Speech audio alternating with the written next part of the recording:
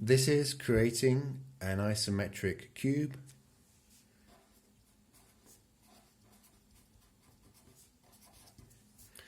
An isometric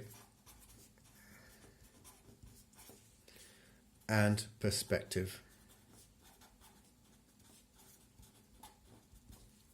drawing. So we'll start very simply by getting our angles.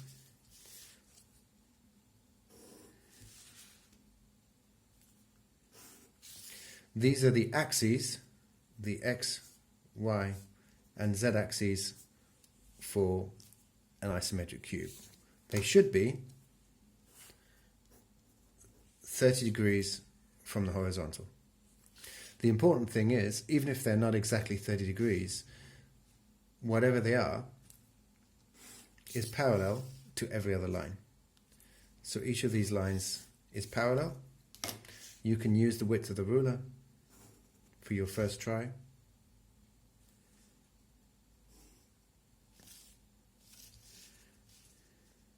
In the same way, it doesn't matter if you go beyond the line as long as the lines are parallel. And again, using a ruler, if you're using a felt pen, the best thing is to turn the ruler over so that you don't have bleed.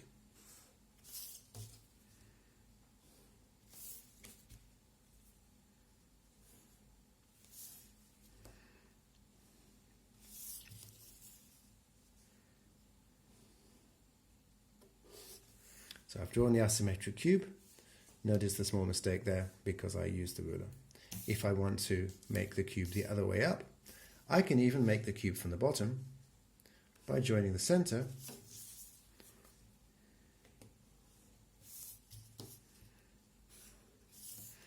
to the top of the cube so you can see the cube from the bottom, and maybe create a couple of faces.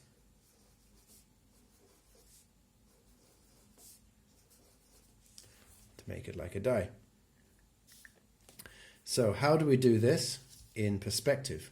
Well, perspective drawing has these same lines, except they are vanishing points instead. So when you're drawing with perspective, you have the same vertical angle and you have the same lines. So from the start of the cube, you can start in the same way. You have the Z, the X, and the Y axis. The Z being vertical. But in this case, when you're drawing these lines, every line becomes smaller as you go away. So instead of using the ruler this way, you can angle it and take, for example, a small amount, like a centimeter here, from there, using the same angle here, so it touches the bottom of the ruler.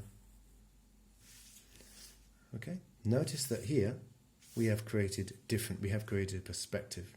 Now this is not a correct perspective because we haven't correctly assessed our vanishing points. So I'm going to exaggerate these vanishing points now.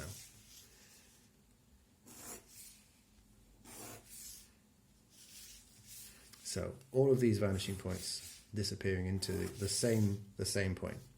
You'll see now, if this was a block of flats, it would be in perspective. So we're going to do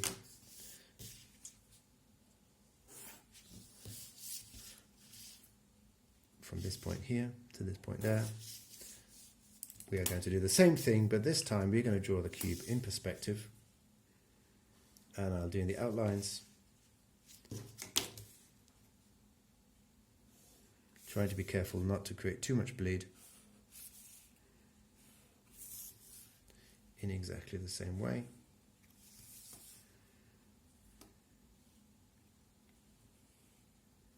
Like that. It's always a good idea to use a pen, but the inner lines should usually be thinner. So I would suggest using a pencil for the inner lines, or a finer pen in any case. So there you have the perspective cube. To get the circles in the cube, to get the points exactly right, we always use a centralizing axis like this. So notice that in this case, the middle of the dot of the 1 is closer to the top than the bottom because it's disappearing into the distance. So, in just the same way as we would be doing the vanishing points, we're going to have vanishing points this way. Always, these lines must not cross each other to have these lines in the middle. And as you've been shown before, you can cut off the corners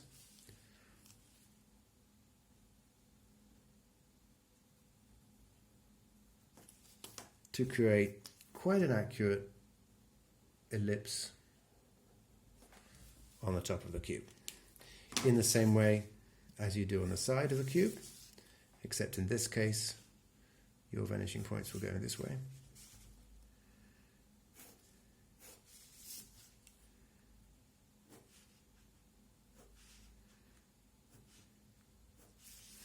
And your ellipse would touch the size of this box here, which you can correct any small errors with the cube.